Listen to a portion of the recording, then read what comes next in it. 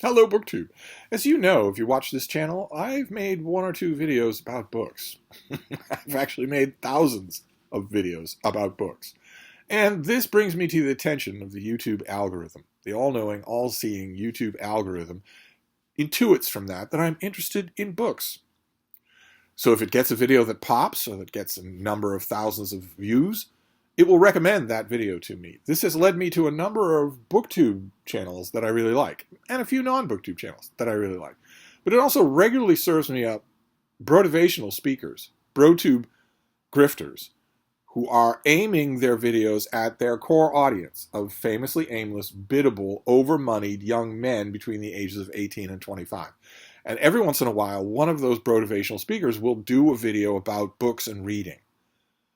It is a weird element of faith running through the brotivational speaker circuit that reading books is a pathway to you becoming a squintillionaire, which is the only thing that is at all worthwhile in life. You must buy and sell whole companies of people. Later on, when you're in your 40s and you're wondering if maybe your sperm count is at its peak, buy and sell a wife. Then create some children that you can buy and sell. But it's all about money. And for some reason, Warren Buffett's name always comes up. Bill Gates' name always comes up. For some reason, there's a persistent myth that there's a connection between reading books and making money. And so, every once in a while, a brotivational YouTuber will make a video along those lines. And one of those got recommended to me. It's called You Should Read These 12 Books Every Year. And it's by Anthony Vincino, who at the time that I watched this video had 145,000 subscribers. And this video had been seen 165,000 times. So a vast reach, presumably a large portion of that reach being the aforementioned audience of young men between the ages of 18 and 25, who legitimately have it rough in the Western world. They are being slowly, systematically, and silently canceled from all areas of professional and personal life.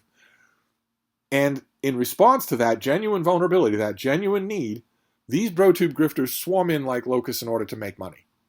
It's revolting. So I watched Anthony Vincino's video. I'll leave a link to it down below, although I don't advise you to watch it. I watched his video, and it immediately occurred to me that it was time for BroWatch to finish out 2023. Not Baywatch, not the greatest TV show in the history of the world, but BroWatch, where I watch one of these brotivational speakers and break down what they say in an attempt to find out whether or not there's any worth in it at all. Of course, I am a rounding error on Anthony Vincino's subscriber count. I will never reach the audience of 18 to 24-year-old young men that he does.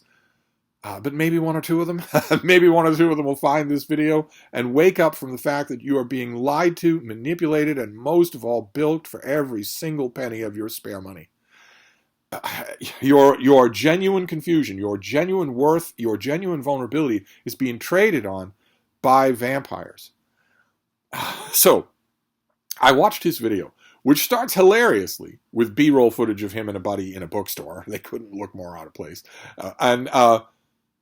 And him mentioning that he heard some, what was the phrase? Skeezy internet marketer type.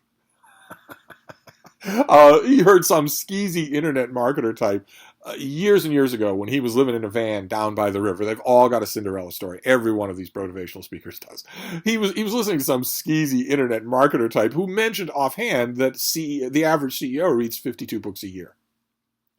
And he thought, well, CEOs must have their stuff together, and I want to have my stuff together, meaning money. This means money. Do not be fooled by the euphemisms. This video never strays from the question of money, no matter what euphemisms it's using. So if they read 52 books a year, I'll read 100 books a year. And he tells us, the darling little thing that he is, that he went on for a couple of years, 2 or 3 years, to read 100 books a year. And from that experience, he derived several lessons that he wants to pass on to you. One of those lessons is not the fact that the average CEO does not read at all. Not that they read 52 books a year, it's that they don't read anything. That is a lie, a completely obvious lie. How many CEOs have you met in your life? I've met quite a few of them. They aren't even human. They work on Christmas Day. they have pulled the plug on the life support systems of many, many relatives. They aren't even human. They are fire ants grown to human size and put in an expensive suit. So they don't read. The fundamental lie here is that. But Anthony Vincino goes on to distill some lessons from that time that he did overindulging in books, reading what he calls an insane amount of books. He read an insane amount of books, sometimes as many as 100 a year. So my December.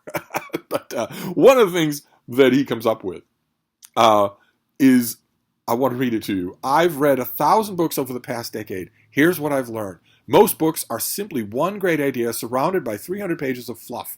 In other words, most books are a complete waste of time. And then he says, oh, wait, what's that? You want me to stop? Yes, because you heard those two sentences back to back and you had the natural reaction, which is that they contradict each other. Whoever wrote his script did not notice that.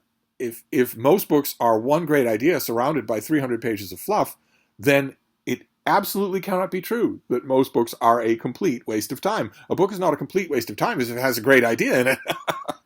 One of the very rare instances where I agree with anything that Anthony Vincino says is when he says that most books are a complete waste of time. That is absolutely true. He's completely wrong about the first part of this fortune cookie pronouncement. Most books do not have a great idea in them. Most books don't even have an idea in them of any kind, even a derived idea.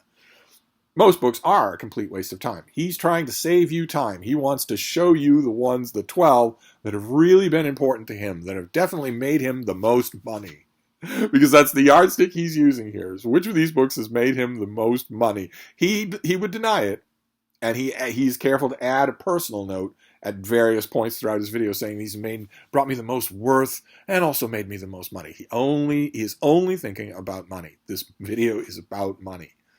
But he mentions his approach to all of that reading that he did. He's developed an approach to reading because he says that reading more doesn't make you better. Reading better makes you better. In case you thought he was done with fortune cookie little bits of wisdom. No, he's got a million of them. He can do these things all day. Reading more books doesn't make you better. Reading better makes you better. Now, we're going to get to questions of truth and falsehood here, but the number one thing that you should take away from that, if somebody's having the chutzpah to make a video like this and has the added huevos to start off with a pronunciation like that, the very least you should expect from this video is that he is a better reader. He wouldn't come to that conclusion. He wouldn't even be able to see it if it weren't already true for him. He wouldn't be able to say reading more doesn't make you better, reading better makes you better, unless he not only is convinced that he himself reads better, but that he can prove it. That he'll go on to demonstrate it in the course of this video. I don't think that's much to ask. I don't think you're reading much into that to say that at least has to be true. And he gives you his method for how to read better. And it is read, reflect, integrate, and repeat. So you read the book, then you reflect on the book, and here's one of the only other instances where I actually agree with Anthony Vincino, because he says that reflecting should be done in writing. And I agree with that. That's a wonderful way to engage with the book. Then he talks about implementing, which is one of the first instances that you will get in this video that he has no idea what fiction is. He is certainly not talking about reading fiction. He's talking about self-help books that are giving you bulleted lessons in little gray offset boxes that you can take in without actually reading the book. Almost like a certain service that we've heard about on BroTube. Almost like a certain thing that's come up in every BroWatch video, almost without exception. But we'll get to that. And then repeat. And the repeat part is the center of this video, because these are the books that he's done that with the most. According to him, that's what he's done. He's done that with these books the most. So then he goes on to give you his 12 books and talk a little bit about them. And before we get to his 12 books, we'll go through them briefly together, and then we'll see what we can make of them. You want to look at that opening throat clearing. And determine the answer to a question that is one of the opening questions that I ask in any BroWatch video, which is the brotivational speaker in question explicitly lying to you?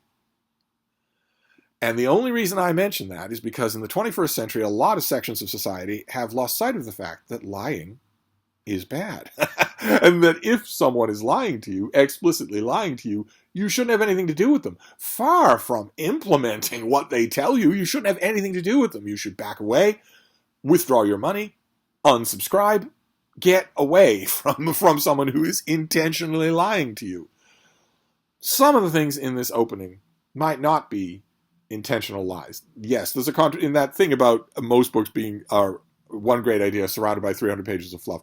The two sentences in that declaration contradict each other. That might not be a lie. That might just be that whoever wrote his script for him didn't catch it. And also, likewise, that thing about the average CEO reads 52 books a year. They absolutely do not. You know CEOs. You've met them, so have I. They're monsters. They aren't even human. They don't read at all, much less read 52 books a year. He might have just heard that. I've heard that in so many motivational videos that I have to believe they all just think it's true and don't examine it. Whether or not his hard luck story of living in a van down by the river when he suddenly heard this sleazy internet marketer say something that dinged a light on in his head, as opposed to flipping houses to make a nest egg at the bank, or making one lucky trade, or getting a patrimony or an inheritance of some kind, suddenly having a little money to work with. Whether or not that light over the head moment is true or not true, I don't know. We can't explicitly call it a lie. However, at several points during his initial throat clearing, he gives you little cod quotations from authors. Marcus Aurelius, who's the other one? Tolstoy, and Samuel Johnson. I have to admit, I have a thick skin when it comes to motivational videos, but when one of them mentions my boy, Samuel Johnson, Anthony Vincino has not read Samuel Johnson, not a single word. And yet these quotes are popped into his conversation as if he's internalized them. They're Ryan Halliday into his conversation as if he's read the works and meditated on them long enough to prize out these gems. And in all three cases, Marcus Aurelius, Tolstoy, and Samuel Johnson, the quotes are false. The quotes are from, quotemine.org or quoteoftheday.com or whatever. They are not anything that you will find. You could read through the whole corpus of these people and you won't find them. That comes awful close to being a lie. Not just the fake quotes. Anybody can be fooled by a scam online if you haven't read the works, and he has not read the works. I had to laugh. Samuel Johnson, oh my God. Anybody can be fooled by a fake quote online. It's not the quotes themselves, it's the way he says them. So he's not looking at an index card. He's saying it as if he's internalized them from a vast, snowy, Everest-type mountain of reading that he has not done. That comes awful close to a lie, an explicit lie. But we'll move on. We'll move on to his list of 12 books, starting, of course, with the Meditations of Marcus Aurelius. Now here, he says one other thing that I might partially agree with. He mentions that the Meditations of Marcus Aurelius is incredibly rare as a book. It's a one-of-a-kind type thing. It is a document written in full health, in full mental health, by a Roman emperor while he was emperor, while he was on the purple, while he was in control of 80 legions. That's a lot. That's a major thing. That makes it so, as I've said many times about the Meditations of Marcus Aurelius, you should definitely read it, if only for that reason, if for nothing else. It's a little bit, I smiled a little bit when Anthony Vincino was singing the praises of Marcus Aurelius' meditation, saying how unadorned it is, how straightforward the prose is. He's never read the prose. He's read an English language translation. Even though he's been saying for 10 years that it's his favorite book in the whole world, he has never bothered to teach himself how to read the original any more than Ryan Halliday. Ryan Halliday never says a single word, never a single sentence without mentioning Marcus Aurelius. At the dinner table, hey, honey, Marcus Aurelius says, could you pass me the butter? He literally says Marcus Aurelius in every sentence. In all the time that he has been recommending Marcus Aurelius to every Fortune 500 company, he's never bothered to learn how to read Marcus Aurelius because he's not in it for the book. He's in it for what he can get out of the book. Value extraction. Same thing here. So that was a little bit funny. It made me smile a little when Anthony Vincino was talking about how wonderful the prose is in Marcus Aurelius' Meditations when he hasn't read it. But he mentions a couple of other things too that I thought we'd go over. One of them is false. But again, like with the average CEO reads 52 books a year type thing, I am thinking that this is repeated just so often that Anthony Vincino thinks it's true. He doesn't know anything about what he's talking about, so he might have heard this so many times. Certainly I have never heard a motivational speaker who didn't say this. And that is that one of the most amazing things about the Meditations of Marcus Aurelius is that he wrote it in private, that he never intended anyone to read it, that he never thought anyone would read it. I hear that that is absolutely false, but I hear that all the time. And I think I know why. I think I know why that appeals to motivational speakers, because they know that their audience of biddable young men between the ages of 18 and 24 all believe that they have hidden greatness. That belief is being mercilessly, horrifically vampired in videos like this.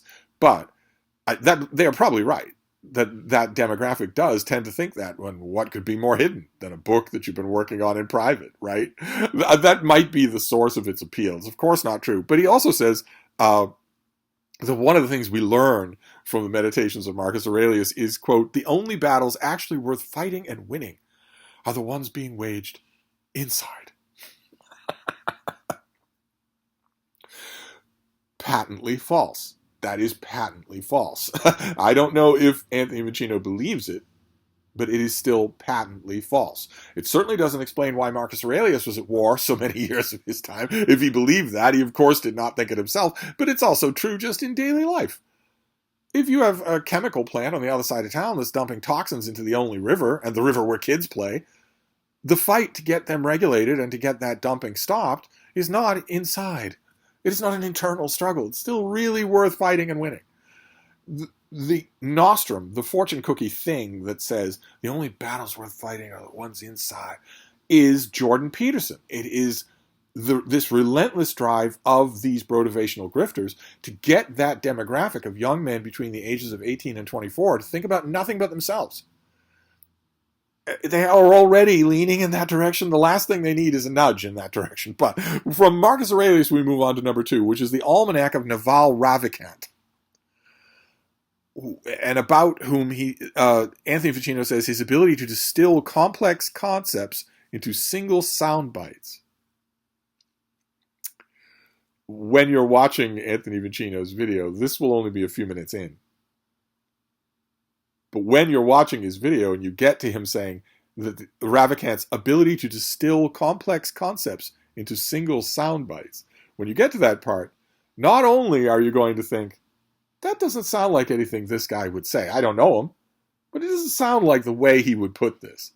Not only that, it's going to sound like something that you would read somewhere else.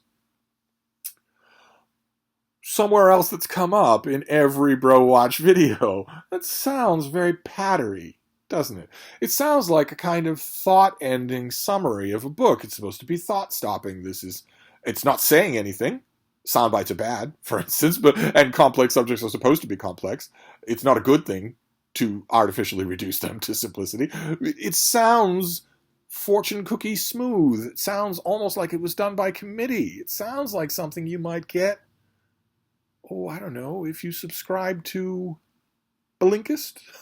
It sounds a lot like that. Certainly, if your instincts are telling you at this point in the video that it doesn't sound like something Anthony Vincino would say about a book that he's read every year for how many years? 10 years?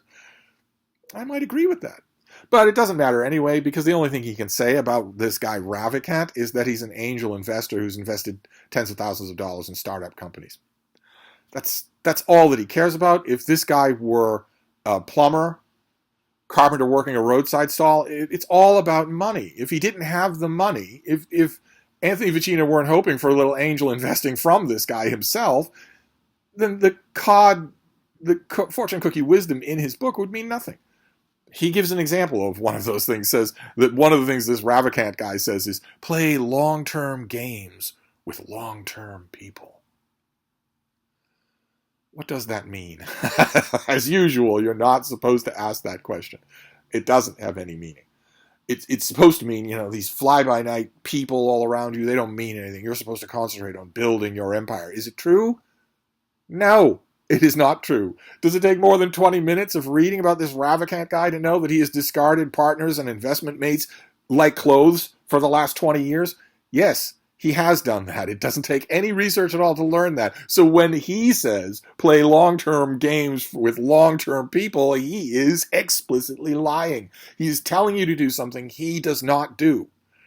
And when Anthony Vincino repeats that, well, that doesn't look so good, does it? We'll move on. We'll move on to book number 3, which is Anti-Fragile by Nicholas Nassim Taleb. The production person who's doing Anthony Vincino's video gets the name wrong, put in the wrong order, but that's the price you pay if your script is going to come up with blandities or contradictions, if your video person is going to get information wrong. It's the price you pay when you decide that the way to have an empire is to have a team. So you're not doing your own videos yourself. The words coming out of your mouth are not words that you wrote.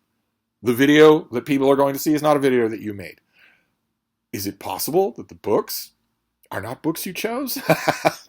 Either way, Anti-Fragile is the next book that he chooses. In that it's an idiotic book, and in that book, Taleb says there are fragile systems. So you drop a light bulb on the floor, it's going to shatter. Then there are more sturdy systems, more resilient systems, where you drop a rock on the floor, the rock might chip, the floor might scuff, but they're basically the same. They'll be basically intact. And then there are anti-fragile systems, where the failure, the concussion, the collision brings you back to better. It makes you better than you were before. This is based on a lot of nonsense. It's based on a lot of nonsense. The middle system, for instance, as Anthony Vincino says in his video and as Taleb says in his dumb book, the middle way will bring you back to where you started from. There won't be any damage from it, but there won't be any growth from it either. This, of course, is not true. If you drop a rock on the floor, when the collision is over, both the floor and the rock will be diminished. They will not be back to their standing point. But also, worst of all, the third part, the anti-fragile part, is something that Taleb says it flies in the face of all known experience. It flies in the face of your experience. You're just supposed to believe it because it's religion. And that is that it's only through breaking things that those things can become stronger, like bones or muscles. It's only through breaking them that they become stronger. Any of you who've had any kind of real life experience will know that this is not the case most of the time. Every once in a while it will be true, but not usually. Not usually. If you work a muscle, your striated muscles, if you work them, well then sure, that workage will cause damage, it will cause healing, it will cause building. But if you rip a striated muscle, it will be weaker forever. In fact, it will probably disease and die. Same thing with bones. But always in this circumstance, when you're talking about anti-fragile, Anthony Vincino is not the only motivational speaker I've heard do this. Always they will bring up examples like the phoenix or even the hydra. The phoenix, which is reborn from its own ashes, and the hydra, where if you chop one head off, 2 more will appear in its place. Maybe the phoenix I could get. These people don't know anything, so they don't know where any of these figures come from. So maybe the phoenix might be a little bit vague, although I'd be willing to bet that Anthony Vincino knows the phoenix mostly from the X-Men. And in the X-Men, the phoenix is bad. It's very bad. It's going to destroy all life. But even if you didn't know that, you would surely know that the Hydra is a monster. It's a bad guy. If you didn't know about the mythology, you would at least know it from Marvel movies, from Hail Hydra. People who say Hail Hydra are the bad guys. But no, instead it is extolled as an idea, as something you should be yourself. Then he moves on from there to Influence by Robert Cialdini, and says it's all about, you're sitting in a room, you're listening to people. They could be loved ones, they could be friends, they could be family, they could be co-workers. What you should be doing is silently plotting how to overtake the whole process. Ostensibly so that you don't feel neglected, but that is not what it's about. The real reason to do that is so that you control the process, because you're building an empire. You don't have time to make friends. Which is why Anthony Vincino, when he's talking about this book, his way of recommending it is to say, read this book and arm yourself. And again, I don't mean to be all conspiratorial here, but it sounds a lot like book copy rather than a book recommendation. It sounds like something you would get if someone wrote up a cover copy summary of this book. By this point, I mean, we're 4 books in. If you watch his video, and again, I'm not suggesting that you do, but if you watch his video, by this point in, you as readers, because I know who I'm talking to here, I'm talking to genuine readers. You as a reader are going to say, well, this isn't how you talk about the books that you love and have read over and over again, year after year. This doesn't sound like that at all. This isn't even how you sell those books to someone else. This doesn't sound like that at all. What does it sound like? Well, let's just keep going, shall we? I mean, what are the odds that it will get even more noticeable? We get on to number 5, which is, of course, Thinking Fast and Slow by Daniel Kahneman. A book that I've been dealing with since it came out. I've been dealing with people pushing this thing on me, this piece of crap on me, forever. Just forever. I'm sure you know the breakdown of the book. It's that your brain has 2 kinds of thinking. These guys are always in favor of 3 kinds, 2 kinds, only one thing, whatever. As simplistic a thinking as they can do. Kahneman says you have 2 kinds of thinking. You have the quick instinctual thinking, and then you have the longer, more pondering thinking. In the course of his book, first of all, that's not true. But cognitively speaking, it's not true. But even if you go by his system, in the course of his book, he makes it abundantly clear what is happening in those 2 kinds of thinking. When you're thinking fast, in his book, he makes it all but explicitly clear that when you're thinking fast, you're thinking like a woman. And that when you're thinking slow, you're thinking like a man, and that the reason to think slow is because you need to think slow in order to come to the decision to betray a friend. Because that's how empires are built. They're built on the bones of your friends. That's why that's why you have to turn over your friend group every 5 years. That's why your friends should be the people who wish you the best, who want your efforts to succeed the most.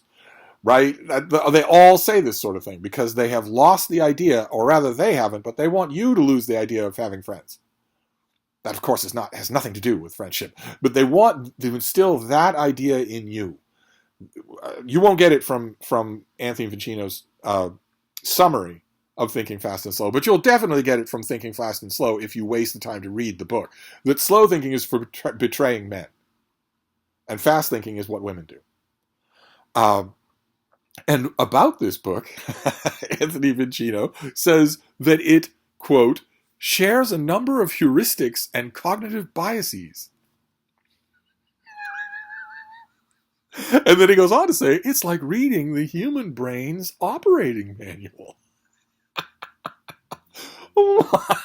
Yes, indeed. Yes, indeed. Anthony Vincino, this guy that you've been watching in this video, pause it right before you get to number 5 and ask yourself how likely it is that this guy goes around saying that one of the things he likes about a book is that it shares a number of heuristics and cognitive biases.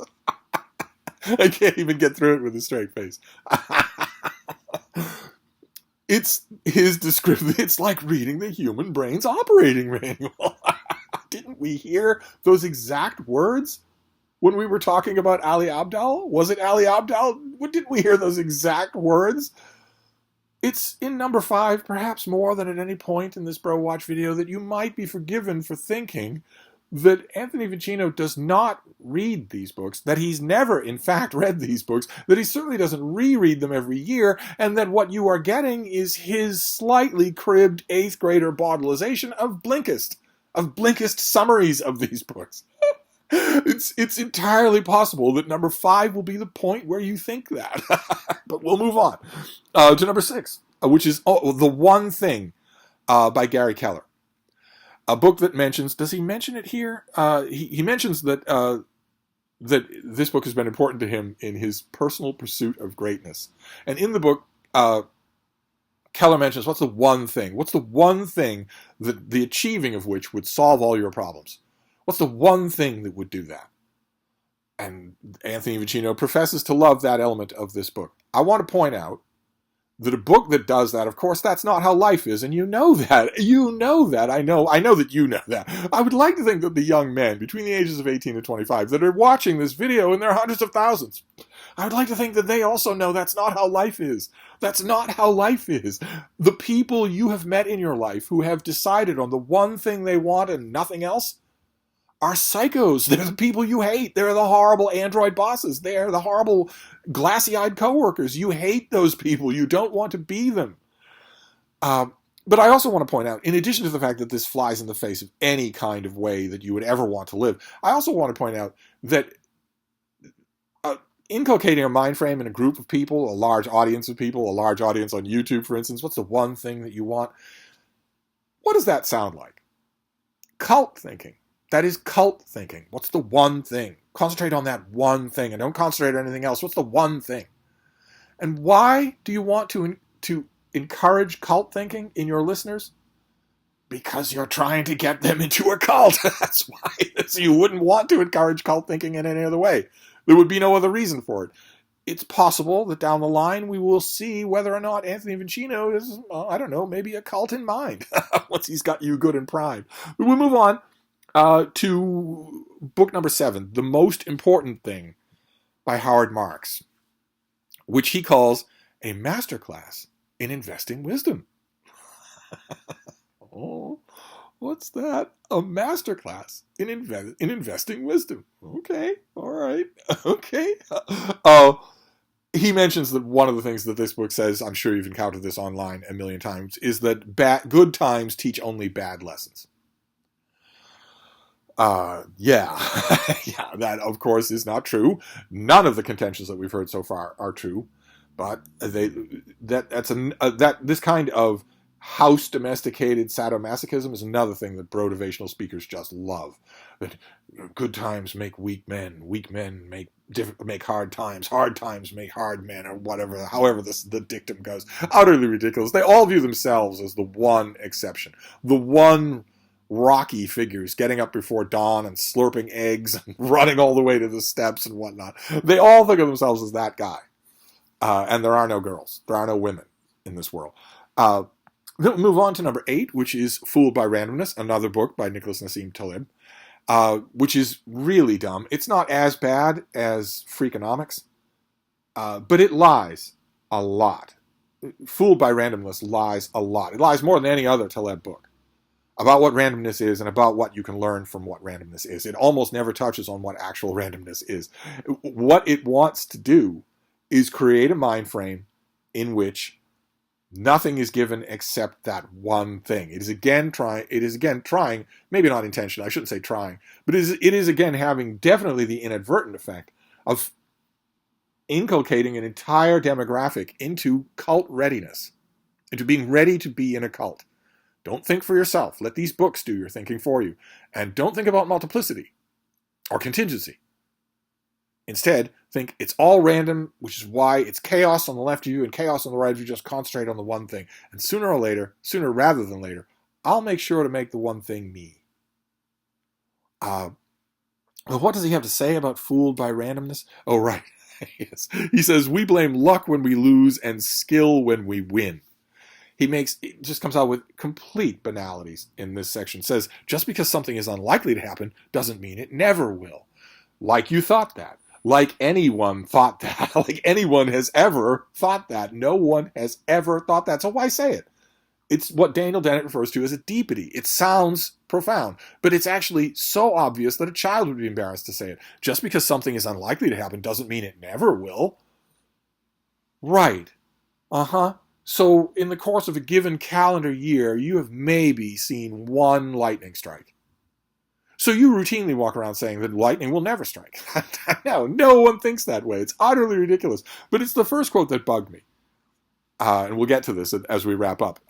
He says, we blame luck when we lose and skill when we win. I want to point out here, it'll be the first time I point out, but not the last point, that Anthony Vincino, linked in this video, is offering you classes in how to be a billionaire. Classes where you can pay up money. If you're a young man between the ages of 18 and 24, I don't know that he would even accept a woman.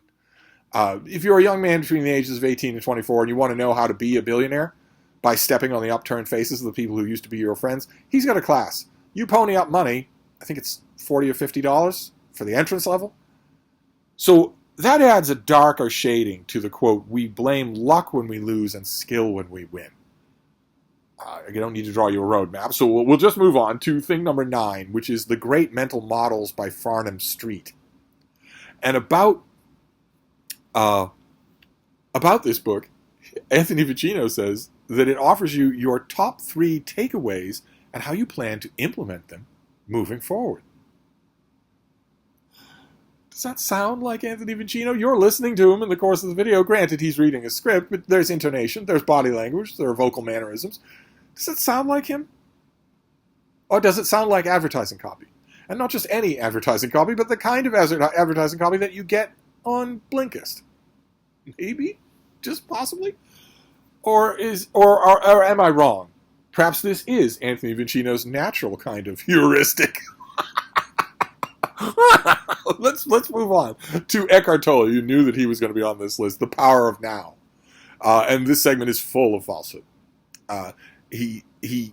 It's, in this case, it's Tolle's falsehoods, but he is very widely known in the brotivational sphere. Very widely known. He must be very popular on Audible and on Blinkist because all these guys pretend they've read his books. But two of the things that Anthony Vincino regurgitates from The Power of Now are: time is an illusion. There is only this present moment, and this singular moment is all you have. Both of which are patently untrue. Those are false. Those are false statements. Time is an illusion. There is only the present moment, so you don't have a past? You don't have a future? You have both. That is just patently false. And this singular moment is all you have, so you don't have any long-term relationships. Because they were built in the past. They're continuing to be built in the present, and all you have is the single moment. So everyone that you've ever met, you're meeting for the first moment. You don't have any of the past. You don't have any future to build for that will moderate your behavior in the present moment. No, you've only got just this one moment. That's all you should concentrate on right now, right this minute. And why do I dislike that? For the same reason that I dislike so many of these other nostrums. Because what are you doing when you tell someone that you must forget about the past, forget about the future, by necessity forget about everyone else, because they are all functions of either the past or the future, and concentrate only on this one moment, just now? What are you doing when you tell a young man between the ages of 18 and 24 to do that? You are inculcating him into cult thinking. That is cult thinking. The only way that you can buy into this nonsense is to let go. It's a big thing in brotivational circles. Eckhart Tolle says it many times, to let go. You're not being told to let go so that you can float off into the air. You're being told to let go so that you can clean out the lavatories in the compound. Anyway, we'll move on to number 11, which is Show Your Work by Austin Kleon. I may hate this book more than almost any other book on this list. It doesn't really matter in this case because I honestly don't believe that Anthony Vincino has read these things. Much less reads them every year. I honestly don't believe that. But even if he has, you shouldn't. Show Your Work is horrible. A horrible book. Maybe not as bad as Thinking Fast and Slow, but right up there. He's picked 12 of, aside from maybe Marcus Aurelius, he's picked 12 of the very worst books that you could read. But what does he have to say about Show Your Work? He says, it packs a powerful punch. That's good copywriting, isn't it? All that alliteration. Packs a powerful punch. Sounds exactly like something Anthony Vincino would say unprompted. And he also says, another pearl of wisdom that he's drawn from this book is that nobody's remembered for things they didn't do. Only for things they did do. They're not remembered for things they didn't do. So page Neville Chamberlain and make sure to tell him that. Oh wait, you're saying he's dead? Well, I suppose we could ask Mike Pence. Yeah, no, no one's remembered for things they didn't do. They're remembered for things they did do. That doesn't sound like Anthony Vincino, I have to say. And it doesn't sound a whole lot like Show Your Work. It sounds a lot like Blinkist.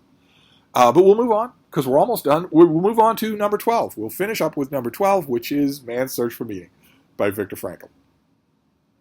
Endlessly bawdlerized by brotivational speakers, but also endlessly quoted by them.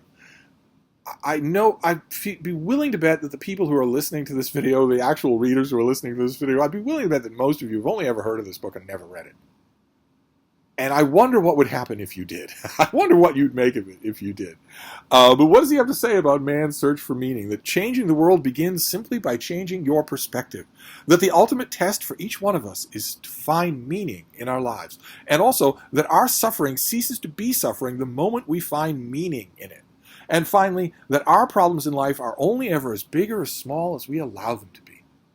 All four things, all patently false. They are all obviously false.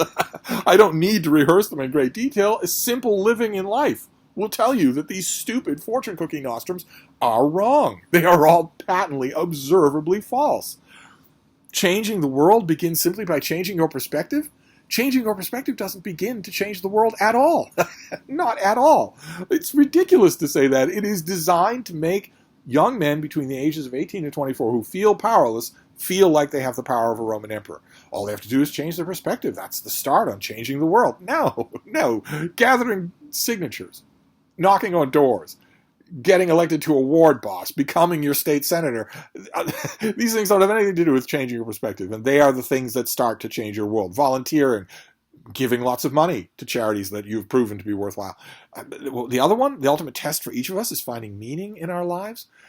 Only if you're a raving narcissist. Only if you spend all day, every day, staring at your own navel. Otherwise, the ultimate test of meaning in your life might be how well you affect the lives of others. How many other people's lives do you improve? Our suffering ceases to be suffering the moment we find meaning for it? Really? You're going to tell that to a burn victim at Beth Israel? Are you going to tell that to people who are pointlessly suffering all day, every day? It removes the idea of pointless suffering because it wants to give these young men the idea that they are the captains of their vessels. And why do you do that? Why would you do that? It's when it's obviously not true. Because you want them to sail the vessel into your harbor. That's why. And the last one, our problems in life are only as big or as small as we make them out to be. Are you going to tell that to someone when their bank is foreclosing on their home? So it's Tuesday now, and next Tuesday, they and their wife and their 2 kids are going to be living in the van. Are you going to tell them that your problems in life are only as big or as small as you make them? It's just so facile. It's so insulting to the target audience to think that anyone would believe this crap. But those are the 12 books that Anthony Vincino says that you should read every year, that he reads every year and rereads every year. And when we get to the end of this list, we want to assess 2 things. One, is the brotivational speaker explicitly lying to you? If the brotivational speaker in question is explicitly lying to you, the video is worthless and you should ignore it. And the second thing we want to assess is there any worth in what they're saying?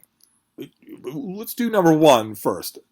This brotivational speaker is lying in 3 ways. He's explicitly lying to you in 3 ways.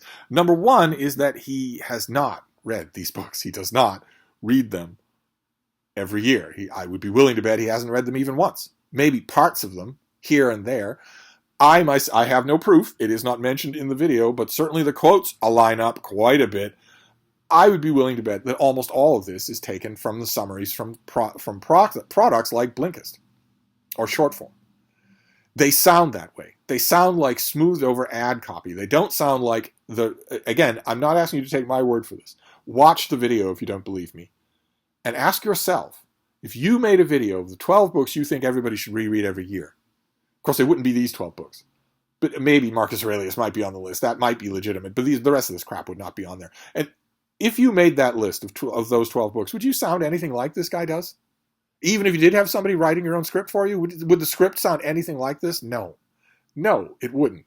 It sounds like the operating manual for the human brain. No. This doesn't sound like Anthony Vincino's heuristics at all. Not at all. So I feel confident calling that explicit lie number 1. Explicit lie number 2, is the one that comes up over and over again in this video, which is that doing this, read, reiterate, implement, repeat, that doing this will help you to improve on your life's journey, in your personal path towards greatness, towards achieving your goals, towards happiness. That also is a lie. This video is about money. Just about money.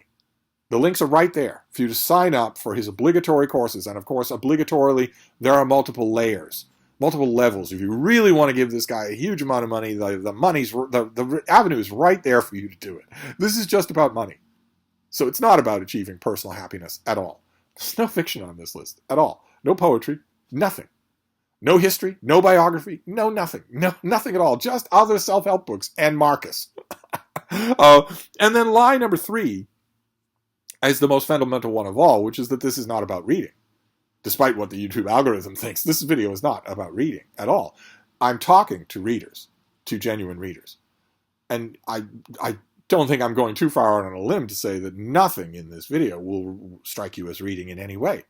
Reading, as I've said many times in BroWatch videos, is not about taking a bucket and a pick and going to the quarry to fill the bucket to fill the funnel with rocks, the little bits and pieces that you can prize out of the experience. That is not reading. Reading is surrendering to the text. Reading is growing yourself, adding to your world, visiting other worlds. Nothing like that is reflected or even in any way indicated in this video.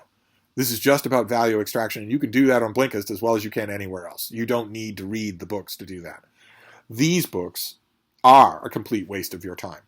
These books are the kind of things that have one or two ideas bullet pointed off, surrounded by fluff. He's right about that, but that means you don't read them. Not that you read them every year. So those are the lies of this video. And that's a lot. There's a lot of deception running through this video. Certainly enough to qualify it for BroWatch, and certainly enough to make sure that you steer clear of it. Especially you young men between the ages of 18 and 25. Have more self-respect. Consider your own worth higher than what this snake oil salesman considers it. He only wants your money. He doesn't care about you at all. He's not interested in your problems. He'd have one of his lawyers shoot you on sight if you approached him. But what about truths? What about value? Can we extract any value from this video? I came up with 3. Number 1 is, he mentions earlier in the video, about reading a few books well as opposed to many books. And that is that concentrated intentionality is indeed superior to scattershot multitasking. That is true. If you are born in the 21st century, if you are extremely online since 2016, you may have fallen into the trap of so-called multitasking. But it is a trap. It doesn't work. There are a number of psychological studies, behavioral studies, work efficiency studies that show that, but also you can tell it in your own personal experience. It doesn't work. It erodes your concentration rather than build it. So the basic implication of one of his points, which is that you should bear down on what you're doing rather than jump all over the place, is true. I'm certainly not going to say that that wholesale applies to reading. How could I? Since I have read more books this year than this guy has read in the last 10 years. Obviously, I don't think that I'm a scatterbrained little butterfly. But in most cases, yes. And keep in mind, concentration is a muscle. You can build it with use. It will get stronger. Then truth number 2 is personal. It's a quirky thing, but you will all agree with me, I think, which is that the basic idea of this video, I believe the idea in this video is fraudulent, but the basic idea of it is that it is a lot of fun to revisit your little handful of favorite books every year. And that is true. That is absolutely true. After a number of years, it becomes a little bit weird. It feels a little bit almost metaphysical. It feels metaphysical for me to reread a Sherlock Holmes short story, or for me to reread anything from the Jungle Books. It feels a little bit weird to do that. I know these things so well from rereading them, but having a little core of books that you just love rereading, and you get more out of them every time, that's actually fun. That the exercise at the heart of this fake video is true. And then truth number 3 is that rereading itself is immensely valuable. We've had some discussions lately. In 2023, we've had discussions on BookTube about rereading. Do you do it? Why do you do it? What do you get out of it? I am firmly in the camp of rereading. It is extremely valuable. Value extraction is extremely high. Your ROI will be extremely high. It's also wonderful. Because the whole time you are reading, you leave a safe harbor of a book you've read a couple of times, and you are reading all the rest of that time. And that is pushing and changing you, warping you, and shifting all your mental furniture in dozens of different ways. That means it's not effectively going to be the same you that goes back to that book. You could get a whole lot of interesting things out of it. Of course, given the fact that that is true, you run the risk that an old favorite will disappoint you. But that's the kind of risk you run when you do the full commitment of reading. It's fun, but there are dangers involved. You can change yourself.